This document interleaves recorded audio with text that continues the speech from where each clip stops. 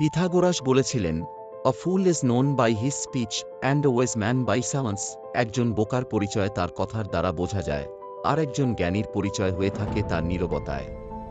এমনকি আচার্য চাণক্য বলেছিলেন, যে ব্যক্তি এটা বুঝে যাবে যে কখন, কোথায়, কি এবং কতটুকু বলতে হবে, সেই ব্যক্তিকে সফল হওয়া থেকে কেউ আটকাতে পারবে না। কারণ ধনুক থেকে বের হওয়া বাণ আর মুখ থেকে বের হওয়া কথা কখনোই ফিরিয়ে আনা যায় না।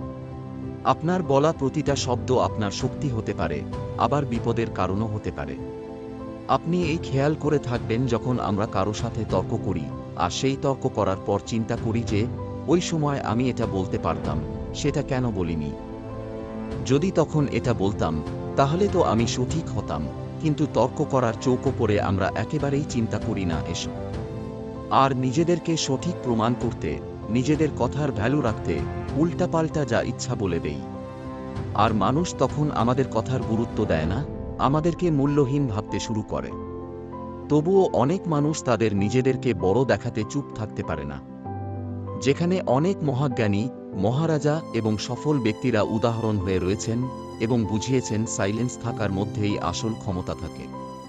তাই আজ আমি 5টি পয়েন্ট বলবো, যার মাধ্যমে আপনি বুঝতে পারবেন সাইলেন্ট বা চুপ থাকার গুরুত্ব কতটা।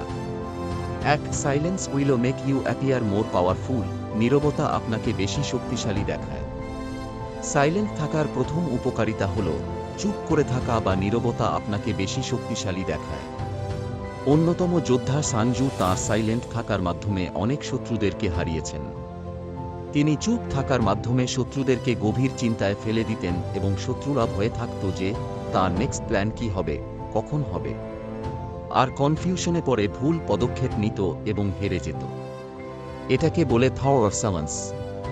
আপনি প্রয়োজনের বেশি যত কথা বলবেন, মানুষ আপনাকে ততটাই সাধারণ ভাবতে শুরু করবে।